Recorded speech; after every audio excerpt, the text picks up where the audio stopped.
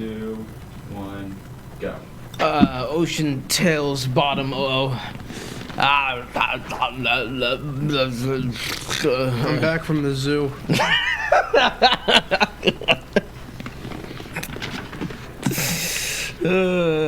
How'd they let you out? I made that joke at the zoo. I'm like, all right, I'm gonna head to my exhibit. I'm tired. I didn't get much applause. Oh, that reminds me. Hold on. Thanks. Wait, that reminds me of when I went to Boston, right, Mike? When I went to the Boston Tea Party Museum, right? And I learned that to do the Boston Tea Party, which by the way was actually a lot harder than it sounds. They put tar on their face so they can blend into the night. And I was the only one who was I was the only person of color there. And I was gonna say oh, I see who the real patriots are here then, or something like that. Like, I'm the only one who came prepared. Oh my god. All right. That aside, Tales from the Bottom of the Ocean. We're back once again, brand new episode, coming at you live this fine Wednesday. It's raining out. Yeah, that's really bad. Yeah, it is pretty bad. It's really dark and gloomy. But we're going to be talking about some really fun philosophy. But first, before we do that, I'm going to need you guys to get off your lazy asses and go to patreon.com/area22 because I'm poor. Yeah, me too. I'm poor, I'm solemn, I'm downtrodden. He keeps putting puts on stupid things and keeps losing money. You're bragging about it, and you just go and... Yeah, that's the thing. You brag about it, like, dude, I'm making so much money, and he was. He was making like $600 one day, and then it goes up a little bit, and he's like basically in debt and has to sell his clothes. I'm gonna be living my life in a barrel, dude. Yeah. Spare coochie, ma'am. That's not money. Oh, well, it's valuable. Oh, anyway. Anyway, all right. So we're doing postmodernism, Mike. I told you to research postmodernism. And I did, kind of. No, you didn't. I read a paragraph from Wikipedia like last week. And then you didn't read anymore. I don't like philosophy anymore. I hate it now. Mike, I literally found a 3-minute video online that told me basically all you really need to know about it. Philosophy sucks. It's useless. I hate it. Well, so do the postmodernists. All right, Mike. So see, I did my research. I knew what I was talking about. Yeah. Look, the next Foucault right here. You gotta go die of AIDS now. What is wrong with you? That's what happened to him, dude. I don't. It was the. just read the damn prompts. Postmodernism. All right. Postmodernism is a broad movement that developed in the mid to late 20th century across philosophy, the arts, architecture, and criticism, marking a departure from modernism. All right. Smart, Mike. What do you know about modernism? Quick. It's modern. No, but do you know like what the modern era was considered? Isn't it like the 1890s? Actually, kinda. Yeah, the 1890s to like 1950s. Yeah. See, I know what it is. I've played BioShock, dude. They make it very obvious it's modern. Yeah. It's during like that World War II era. It was considered the modern era. It's really talking about BioShock instead of Warhammer. Listen, like Warhammer is so good. It's okay. It's good. What do you mean? Is it growing on you? Yeah. I'm never gonna play it though because it's too expensive and I'm dirt poor. Mike, you just read the lore. It's fun though. It's fun. You don't even have to read it. You can listen to it. All right. The term has been more generally applied to the historical era following modernity and the tendencies of this era. All right. So while encompassing a variety of approaches and disciplines, postmodernism is generally defined by an attitude of skepticism, irony, or rejection of the grand narratives and ideologies of modernism, often calling into question various assumptions of Enlightenment rationality. So let me ask you a question, Mike. We did Ayn Rand. She was very clearly a modernist. Okay. How far do you think rationality can get us? You know, like, what do you think about that? Not far, because she was What? You know. What? I don't like her. No, well, yeah, a lot of people don't, but like I think she abused rationalism as just a way to be selfish, and that's probably what most people would do. Oh, so you think that in the end humans are just selfish then? Rationalists, yeah. Well, so are there people who aren't selfish? Yeah. You think so? Yeah. So we don't just like cling to this idea like Patreon donors, for example. Wait, they're selfish or They're selfless? not selfish. Oh, okay. Yeah, they aren't selfless. In fact, we should be getting some right now. If you want to be a good person, you should donate to this podcast or this network. What if I like perpetuate bad ideas, and that way they're doing the world a disservice? Wait, what? Oh, like what if we actually have the worst ideas? Like, what if I went on a Marxist rant right now? Don't. I'm gonna. No. No. What are you, a postmodernist? Oof. I thought that was postmodern. Well, I'm not even down to the meat of it, but I'm asking you a question, Mike. What? How far do you think rationalism can really get you? Until I think it works until you have to deal with interpersonal communication and relations, and I think rationalism kind of goes down in the tubes. Yeah, like having to like. Because like you can't just ignore. You can't ignore emotions, and you can't ignore other people's emotions, which I think rationalism would lead you to think you could do, but you can't. Like it's this sort of belief that there really is a sort of objective, layer to the world. That there is the thing, and there's nothing really outside the thing. It's the belief in the idea of prose and words. Doesn't make a lot of sense, because don't they also believe that facts aren't really facts or something? Well, let me continue on. Which makes no sense. All right, God, philosophy sucks. Well, postmodern thinkers frequently call attention to the contingent or socially conditioned nature of knowledge, claims, and value systems, situating them as products of particular political, historical, or cultural discourses and hierarchies. So I understand that for historical facts, because those could be bastardized, but what about simple facts?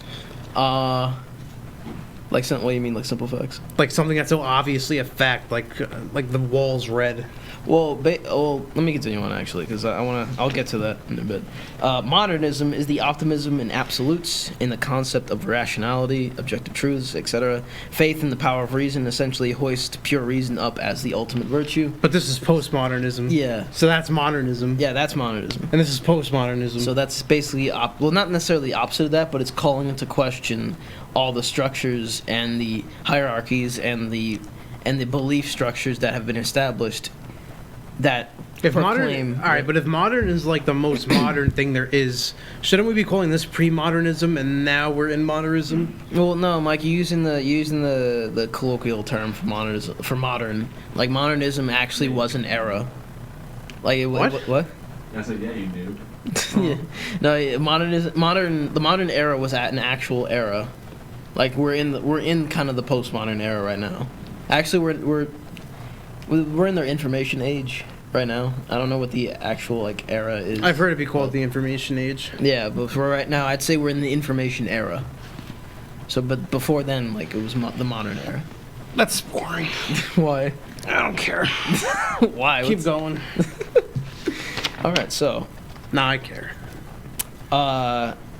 Examples of people who you would consider modernists are Ayn Rand. Boo! And the God Emperor Mankind. Boo! Cenozoic era. What? Cenozoic era. That's not quite what. That's a different thing though. That's like like the Jurassic Park. Not Jurassic Park, like Jurassic, Triassic. We're in that era now, in that sense. Well, we're in the postmodern era. There's culture. There's literal eras and there's cultural eras. Yeah, well, I guess the Dark Ages is like a cultural era. Yeah, I guess we're in the dark. What's listed under the in America, the information age would be modern age and postmodern age, and that's as far as it goes. That's very interesting. Because it That goes is from pretty 1970 to present. Oh well, no. So we're in the information age because the modern era kind of ended around 1950, right? Yeah. I almost said who cares. But before that was the Jazz Age from 1920s to 1930s. The Jazz. You couldn't even get a non-fictional. Era from 1890s to 1920s. You couldn't even come up with a non-fictional postmodernist other than Ayn Rand. You had to do the God Emperor Mankind. No, they weren't. They're not postmodernists. Ayn Rand and the God Emperor aren't postmodernists. They're What are they? modernists. Oh, okay. Because they believe that rationalism is the highest virtue, and they completely reject the idea of faiths, and they're supremely grounded in meta narratives. Yeah, I remember all that crap. Yeah. Like Ayn Rand believed that there was the objective truth, and we can divine what the objective truth was using our reason, and it was an active process. But the postmodernists completely reject that. Good. Is it good though? Let's see. All right. So throughout the mid 20th century, the confidence in modernism dissipated, leading to the postmodern perspective. Mike, why do you think that modernism began to lose its strength, its vigor? Because it's boring. Is that the only reason? Like legitimate. Like it just kind of makes you like an emotionless drone. Does it? Mike, what was happening in the 20th century? Oh, the Great Depression. What else? Yeah. What else? Racism. Like the World Wars Oh yeah, World War One. And swing. and two, and swing jazz. Yeah. Well, no, didn't two start in 1930? Wasn't it like 1939? I think Yeah. So that's not in the 20s. Oh, you said the 20th century. Yes. Oh, the 20th century. Yeah. Oh, what happened in the 20th century? The Great Depression, the World Wars, the Cold War. Vietnam. I was born. Yeah. Vietnam, Korea, All that sort of stuff, man. Because like, boomers. yeah. We But, like, didn't start the fire. Yeah, but the modernism was defined by these brilliant moves forward, you know, like for the Yeah. progress of mankind. But if you Women's look at suffrage. yeah, exactly. But if you look at it, weren't all these Civil rights. yeah, wasn't all this progress? Okay, hold on. Let me draw a distinction between two different kinds of progress. So, if you think of a lot of the technological advances at the time, what were the things that created them, like actually brought them about? War. Exactly. So, I mean, if we're gonna really ground ourselves in this belief in the rational ideas and, you know, actual, like, you know, objective truths, all we've been doing is dividing objective truths from essentially the grand narratives that we proclaim to be the truth and have been using to murder each other with, haven't we? That's kind of like the postmodern criticism. It's just like, I mean, if you think about it, all of these claims to truth, this is their literal belief, all these claims to truth are just expressions of, it's just one higher institution or one, it's one... Wait, so all right, so postmodernism came to be because of this? well, yeah, like... And modernism was rejected. Why was modernism rejected, though? If it was a logical-based thing. I guess because if he was... I guess the emotions kind of required to do a lot of those things, though. Like yeah. to go into war, to fight for your rights. Those are all, if you think about it, illogical, kind of. Yeah. Because you're going against something so much greater than yourself. Well, the thing is, Mike, everything is designed intelligently. Even though, like, there's some really stupid things and stupid people out there. The thing is that they're just constructing ideas rationally. If they weren't, then they would just literally be smashing their hands against the keyboard or whatever. I mean, No, what do you think shitposting's for? it is kind of So, for that reason. Is shitposting modern or postmodern? Postmodern? Are you kidding me? Wildly postmodern. It's Oh ironic. yeah, it's it's illogical. ironic. It's illogical. 2013, right? Huh? Like official shit posting started happening in 2013, I think. No, shitposting. I mean, it has been called. Kilroy, dude. It wasn't called shitposting, but shitposting's been around forever. We should just do an episode about shitposting. Didn't we? I thought we did. Irony. Oh yeah, memes. Well, it's basically shitposting. Shit posting's fun. It is fun. So let's see how Foucault and Derrida were shit posting. All right, so I think my favorite example of early shitposting is an internet post from 1993. I should post it in the comments later. But it's just like a puffy ball made out of Japanese characters, like the kanji, and like with a funny face, and it's all puffy. It looks like a puffy cat, and it says someone left me in the dryer.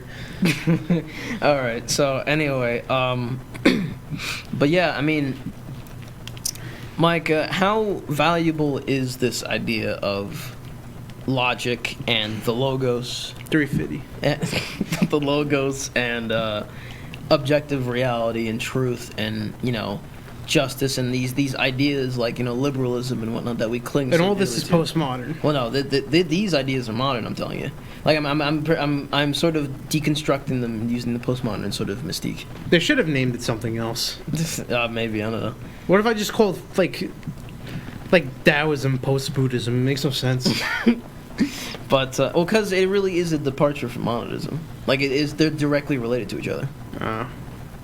So Whatever. like all these things, like what if their claims to fame really were just on the backs of things like slavery and racism and war? I if you think believe it. about it. Like I mean, back in the day, we had a rational belief, like we thought it was rational that black people were less of people than I guess white people. Yeah. And the They way did. the way that we overcame that wasn't it by deconstructing those hierarchies and deconstructing this idea of there being this logical reality. It was just surrounding like people realizing on like, I guess you would say like back then black people were realizing that like it's kind of not fair. They're like have a sense of self, and then people like white people that were against abolishing slavery were like, that's pretty much true. But like, listen, this makes sense though. You know what I mean? Yeah. Because like there isn't a lot of objectivism and modernism that like the idea of a self like not really a thing. The idea of the self? No. The modernists hold pretty firmly the idea of the individual self. Oh, That is a modernist like. I thought that was postmodern. No, the postmodernists actually. Oh, let me continue. All right, so throughout the I need a scar. postmodernism has lost faith in belief systems and ideology and rationalism, calling them into question, ordering they be deconstructed. There's no such thing as neutrality. This is important. There's no such thing as neutrality, and all perspectives are socially constructed, meaning that you cannot objectively view things, right? You view things purely from the lens of your own biases, and we are shaped almost and solely by the environments that we lived in. And now that is a post or a modern? That's a postmodern idea of the world. I mean, I get the neutrality thing a lot, considering, like, you even got people today, like, moderates are, like, disregarding, like, every form of conversation. Yeah, it's unfortunate in my opinion. It is unfortunate, and it's stupid, but that's just how it is. Because the belief in... Because, I mean, the far right and the far left, they're both quite postmodern. That's the thing that somewhat unifies them. And the idea that they don't believe in... Or rather, the meta-narratives that the right believes in are truly...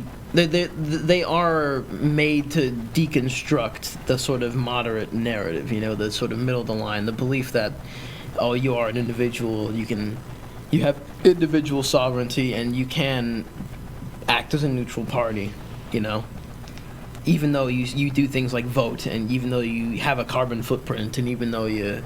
Carbon footprint. Yeah. What do they want from us in that regard? What do you want me to do? Stop living. Oh, too bad. No, but... Don't you give back any... All right, I guess I would understand your carbon footprint. You're... Like, wouldn't you give it back by being dead and decomposing? And isn't that what you're giving back?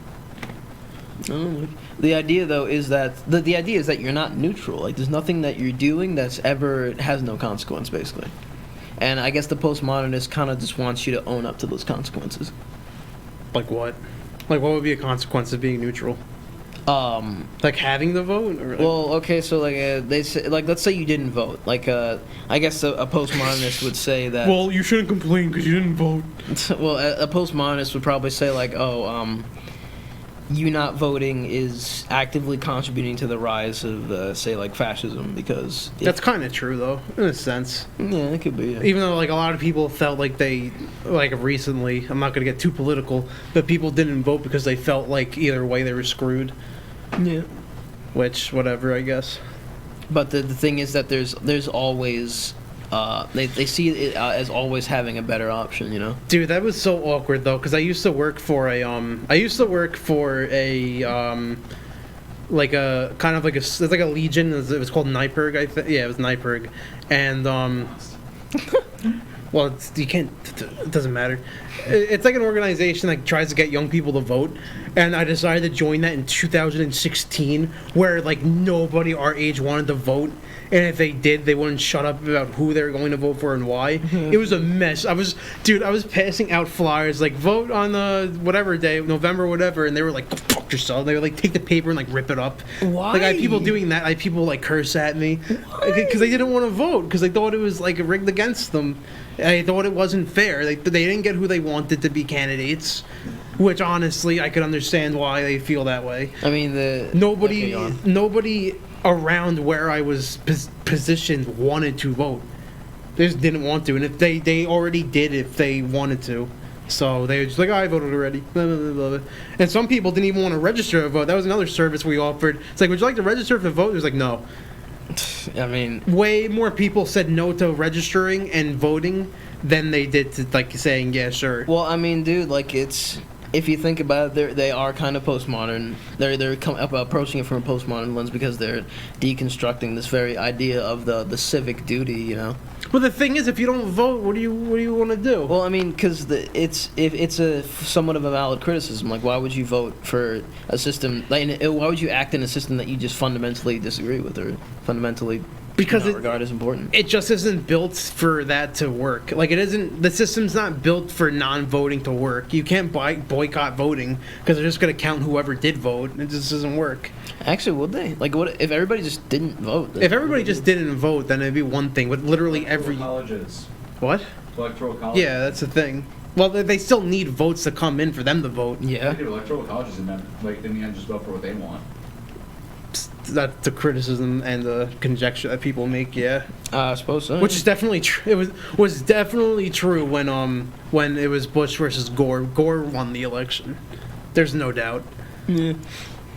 All right, so That's why everyone's apologizing to him now. I feel so bad for Al Gore. Al Gore was way ahead of his time in terms of like things like global, like climate change and things. Like everyone was making fun of him for it, and now it's so obviously a thing, and everyone's like, "We're sorry." Yeah, like even South Park. Yeah, Yeah, South Park made a whole episode apologizing to Al Gore because how wrong they were.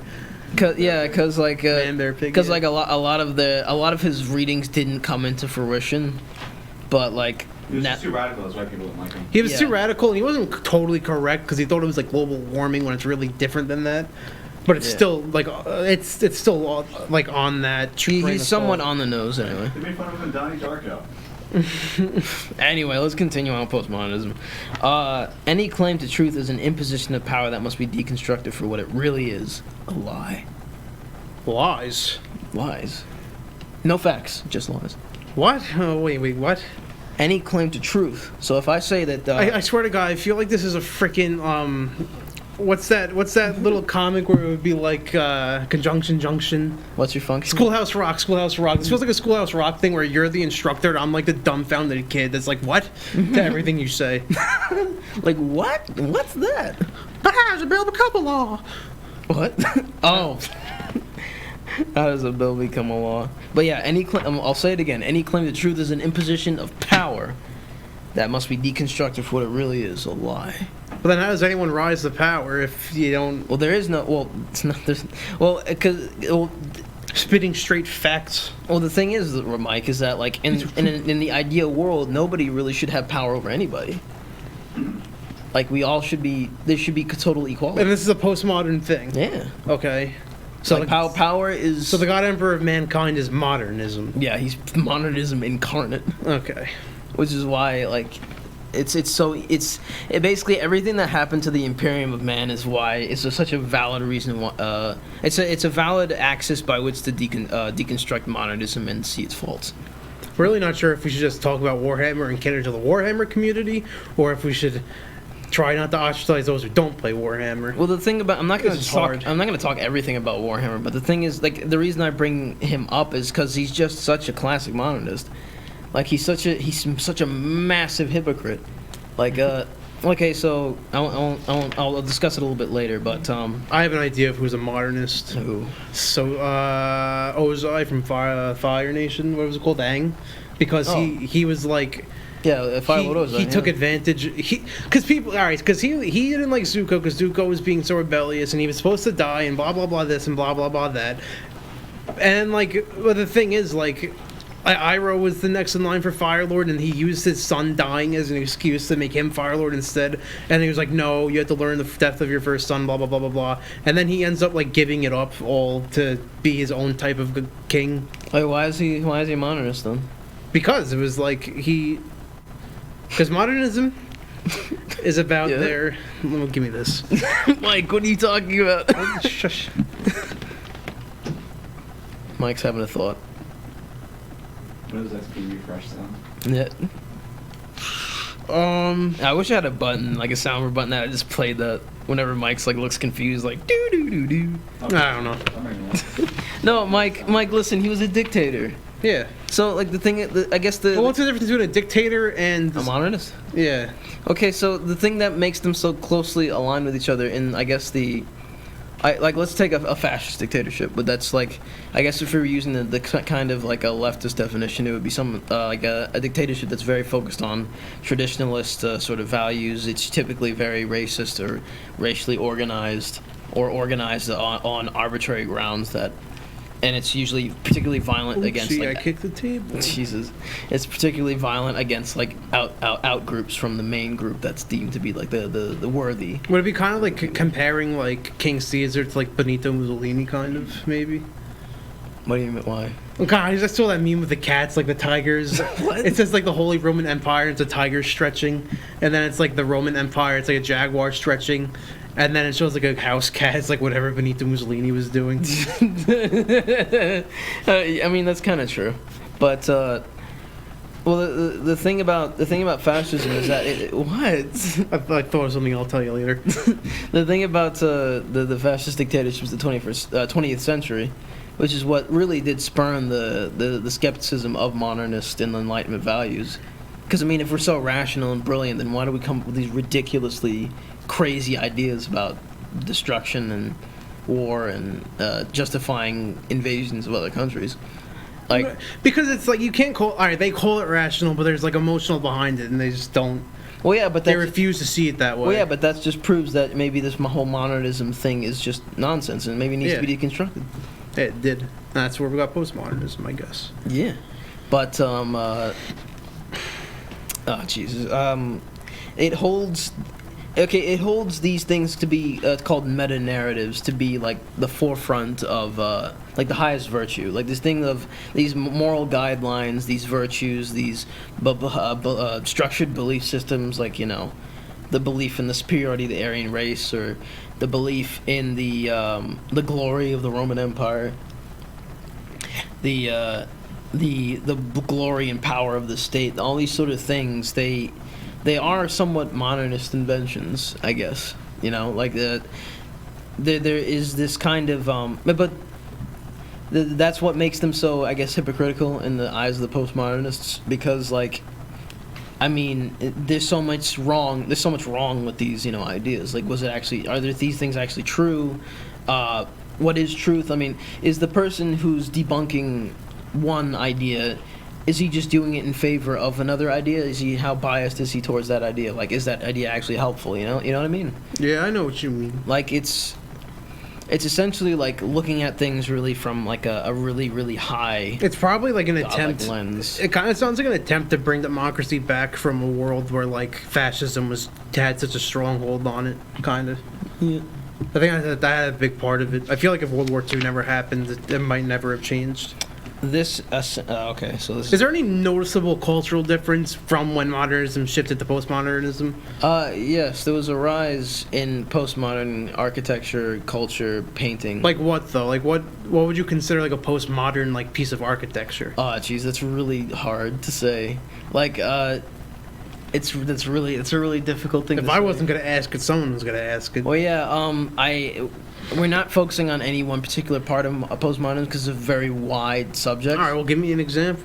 Give me an example of something culturally, or other than like all these rights movements, something like architecturally or literature or something. Postmodern literature. If I could point to like a particular piece of architecture.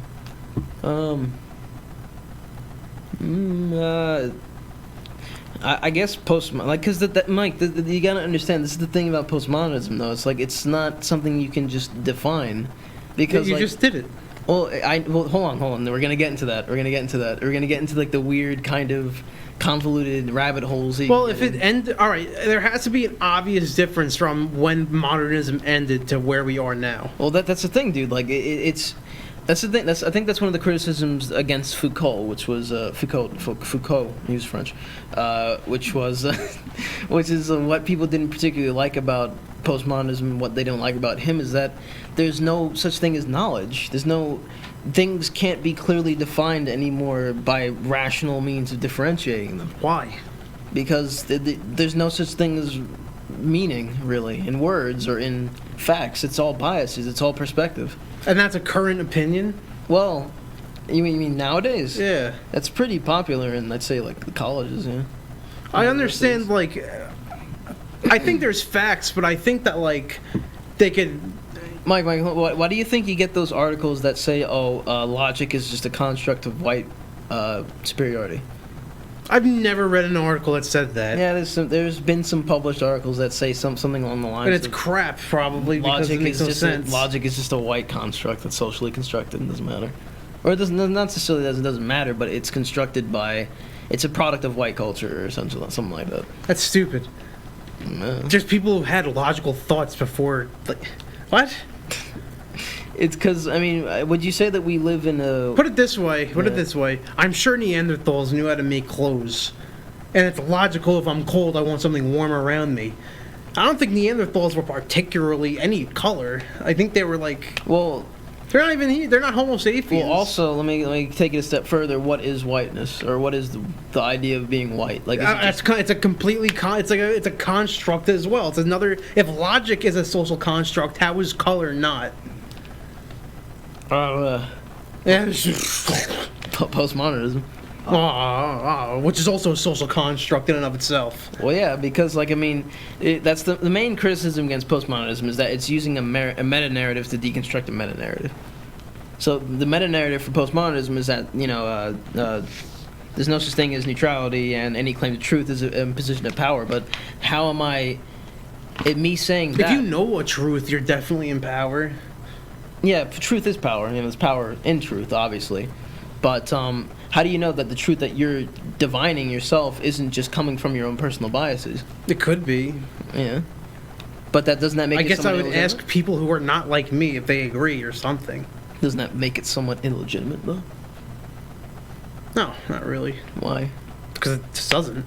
But like, listen, what if you're... That's the thing about philosophy. You could just be like, well, it just doesn't because I said so. And then you could say, like, oh, well, philosophy, and then there you go, you win. That's what we've been doing literally for like the past 47 episodes. Yeah. It's just like, yeah, it works. It doesn't. Who cares?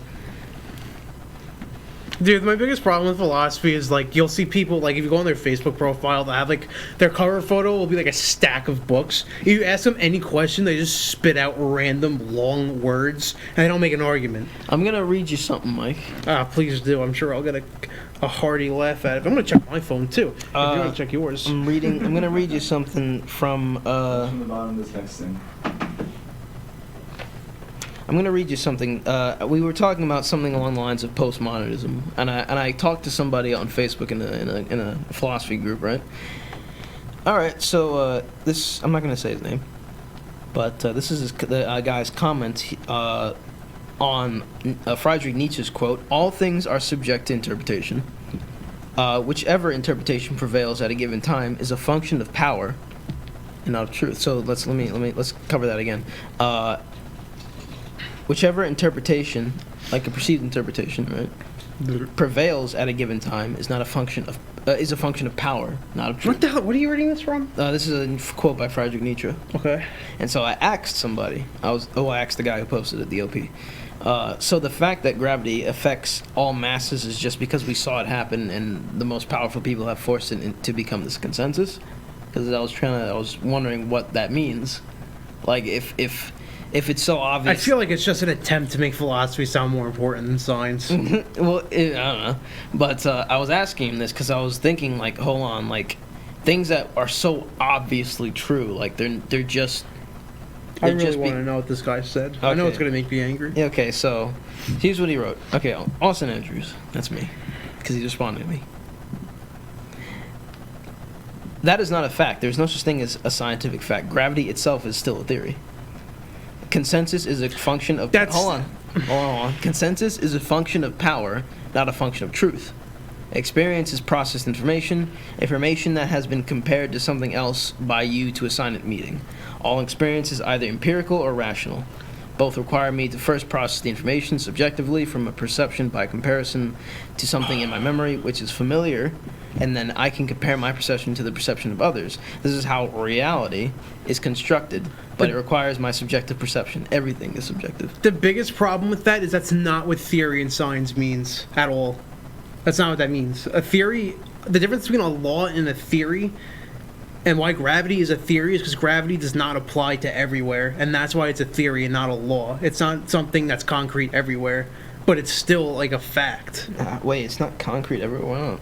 because there's no gravity in space. That's why it's considered a theory. Hold not a law. on. No, that's not really, Mike. It's not really like. Okay, Well, there's so gravity in space. You know what I mean? Like, That's but no. You can still be. You're still technically being acted upon by the sun, even if you're not. Even if you're in zero yes, G. but that's still Yeah. why though. It's not how gravity works on Earth. It's still like vastly different. Yeah. And it's also we don't know if there's gravity like in black holes and things like that.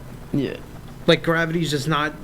Gravity exists basically everywhere, but not in the same ways. But this is really interesting because this whole meme about how it's social construct. This is what that essentially means, right? I'm gonna lay it out for you real nice, like so all of you can understand. Okay, so what he's essentially saying there is since there is no objective truth or whatever, it's all perceptions. We all have to come together and construct a truth or a vision of reality based on each of our perceived. Wait, so do you agree with the guy or ideas. you don't?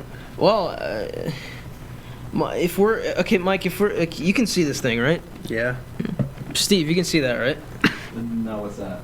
Mike, come on, look at it. I mean, Steve, look at it. You have a bottle of water. I'm looking at it. Actually, it's a bottle of empty water. So, see, our perceptions of this bottle of water. He just said a different word. I just didn't specify it was empty. That makes no sense. All right. I omitted a fact. Sorry. I mean, you could also say something like, the color grading is different than real life. Your shirt looks white and it's more of a grayish color. Yeah.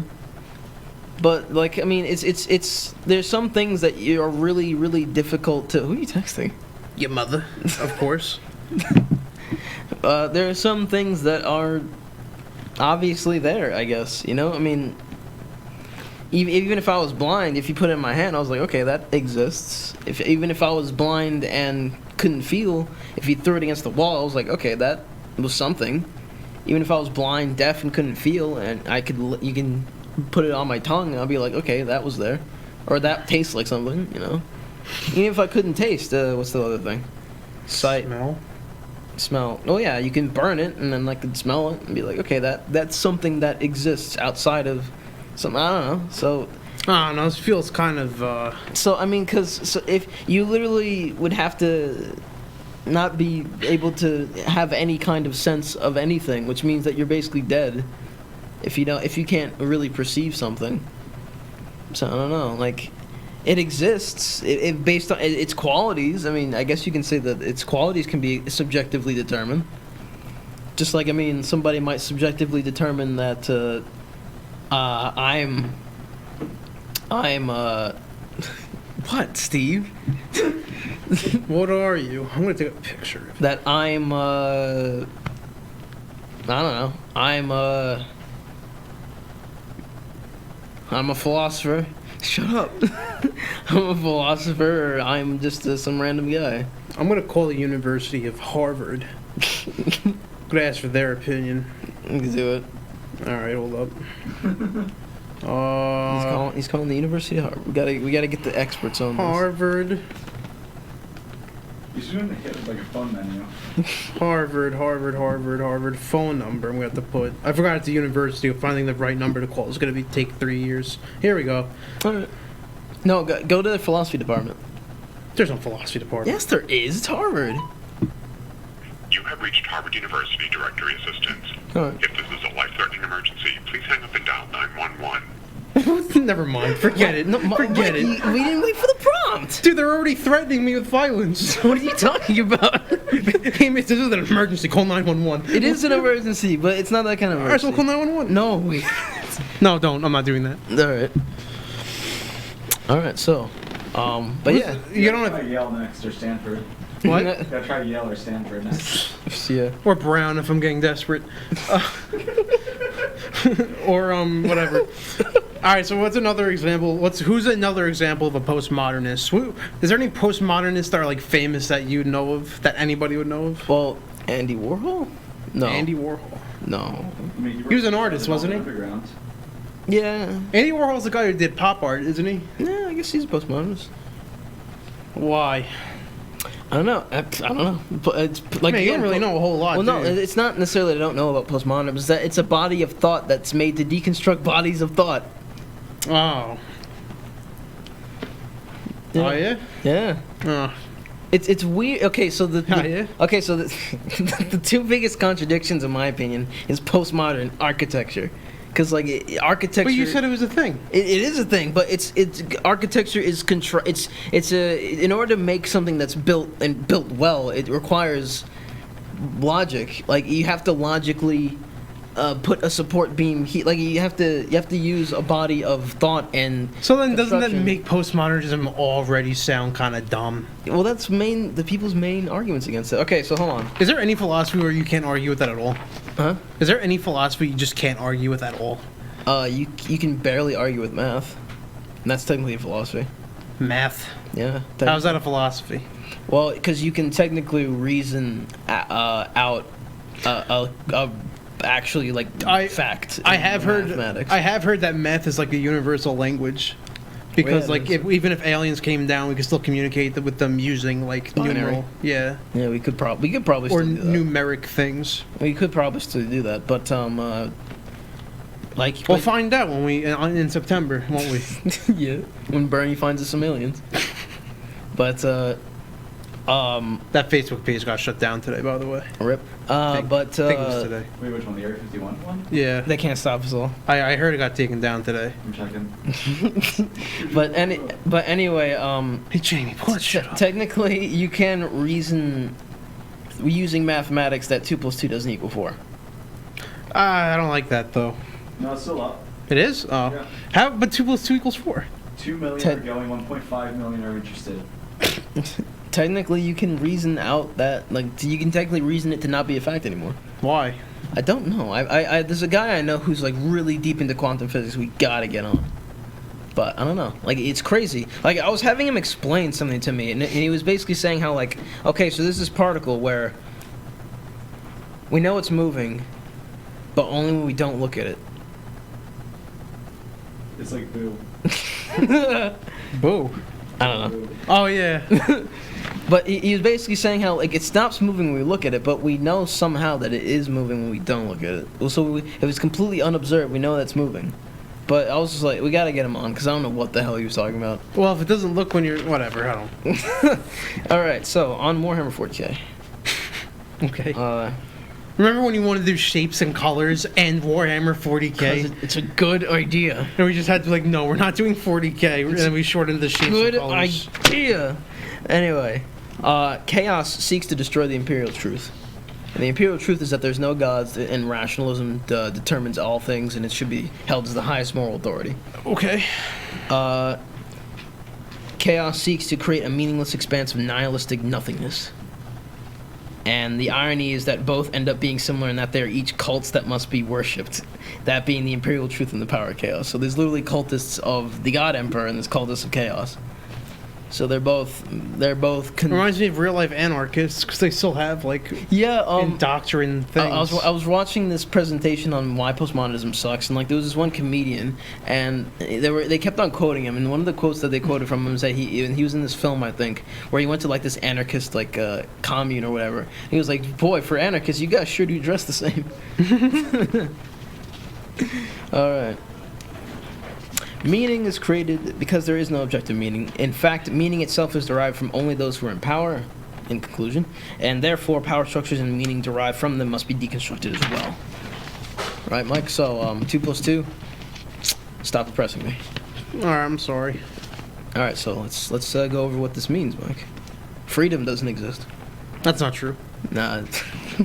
Freedom ain't free. Freedom doesn't exist. The idea of true freedom requires the belief that one can in some way detach oneself from the greater experience of the world. Which you can do. You can do that. No, you can't. It's harder now because they literally will like kill Confucius you. is a modernist. What? Confucius is a modernist. He believed that he can become free by going to the mountains. You mean Lao Tzu? Yeah. Confucius was definitely a modernist, probably, because closer to modernist. Yeah. Because he believed in such powerful structures. Your rational constructions of the world around you are just established within you because of your birth. All you are is a social unit, and you have no actual autonomy outside the fact that you are a physical mass, somewhat differentiable from another person, but even that is not true. That's highly depressing. Yeah, it's got. And this is postmodernism? Well, yeah, if you take it to quite an extreme, then that's freedom doesn't exist, and you're nothing but just a social unit. Like, you're nothing but a social unit of your class and your race, Mike. So if we were gonna deconstruct it along, like, you know, your I feel like your freedom attributes. is like a whole topic we should get into one day, because I think it's subjective. We'll get Joe on here. Old Joe. Like, a prisoner could think he's free, really, if If you that's want where he wants to be. Yeah. That's why a lot of them convert to, like, religions Yeah. in prison. All knowledge and facts are just biases that have been confirmed in some We way, gotta get shape, an or ex-prison. We gotta get an ex-con on the show, form. Yes. other than me. There are no objective truths, so therefore, since everything is just perspective, the route to a perspective is established by one's social sphere, then everything is just a confirmed bias and nothing else. Mm-hmm. So that's if we're gonna be particularly postmodern about everything, then that's something that's true. But isn't that crazy, Mike? That I said that it's true when there's no such thing as truth. Yeah, I should have came up with the Mike's Mysteries. I didn't do it. It's true that Mike is lazy, but is it actually? Can I talk about my time at the zoo instead? Hold on. Morality has no objective component since everything is socially constructed. Research is just people within a power structure merely finding methods to reinforce that power structure, and any attempt to pursue something that is factual and true is merely biases being confirmed with more biases. Yeah. Still, that doesn't. Okay, let me see.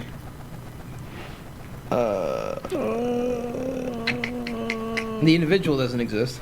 So there goes Western. Yeah, that's what I morality. said in the car, and you said that wasn't right. No, Mike, you said that the individual does exist. I said it doesn't exist. If you would open up your ears, Oh, yeah, whatever. then you're busy calling me wrong. And I didn't do research when I clearly did. All right. All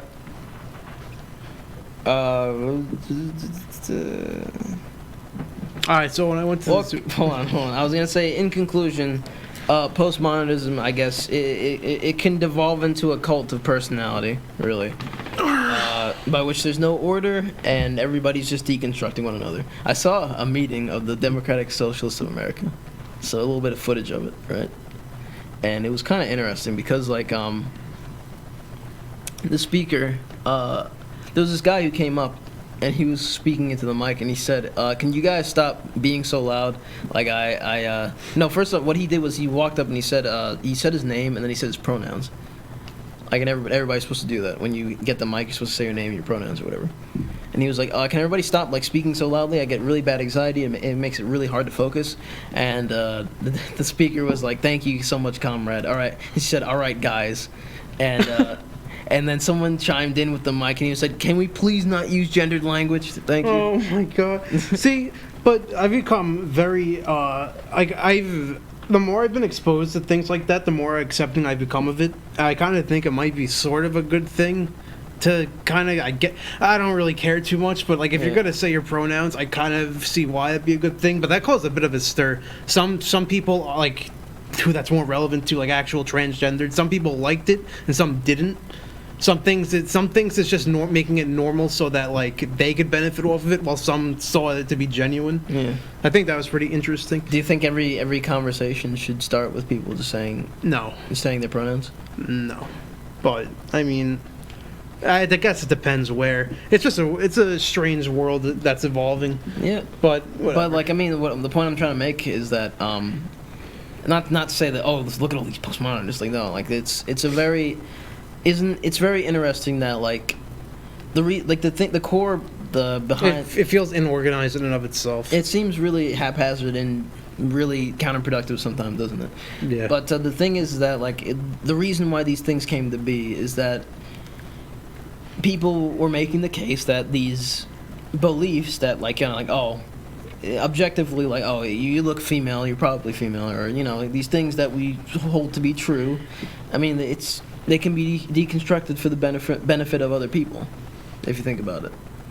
And so maybe making these things known, like, hey, I'm he, him, whatever. It was really not obvious, yeah, maybe in some way these things are beneficial to people, and maybe they deserve to be deconstructed, because maybe it's actually making people happier, even though a lot of people say that it's actually increasing people's anxiety, increasing people's sensitivity to the world. And I don't know. Depends on what you see as valuable. It's just so hard to be neutral now, because it feels like you'll get a reaction even if you don't want one from just doing something so simple. There's no such thing as neutral, Mike. Either you're, I know.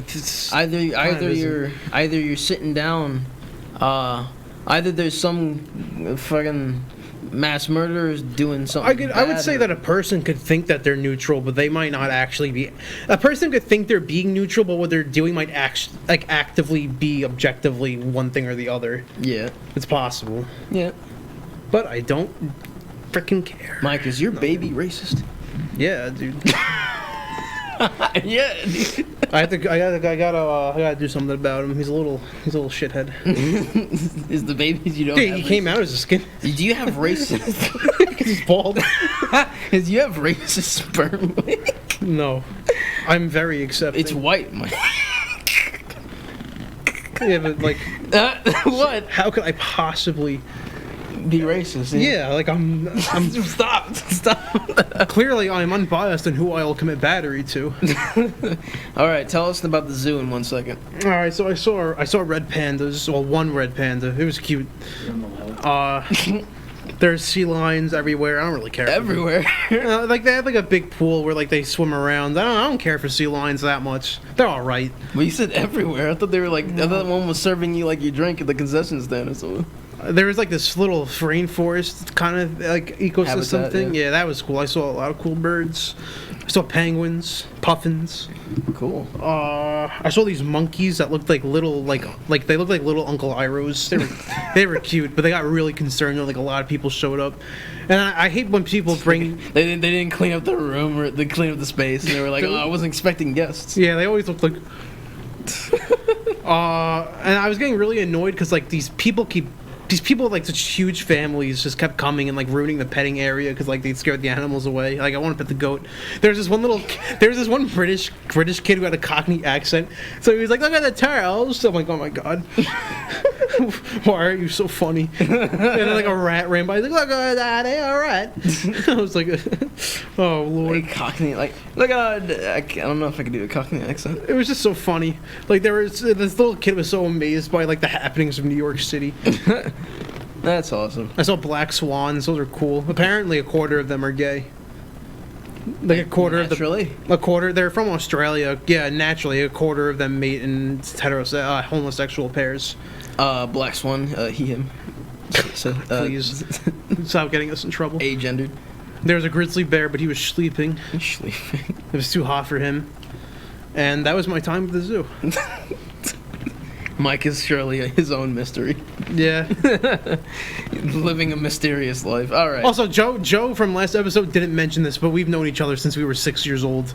He didn't mention that once. So, thanks, Joe. Thanks a lot. Dude, what's that quote about BMO not remembering Finn's name? Only true Chads, whatever. Whatever. Yeah, all right. Anyway, we're going to... Wait, no, hold on. I'm streaming. He's streaming salty_C_gaming. I'm not, though. I'm going home. Twitch.tv. Not in that order. Who are you two? I'm Austin Andrews. I'm Mike Kemp. All right, let's leave. All right, we're going down.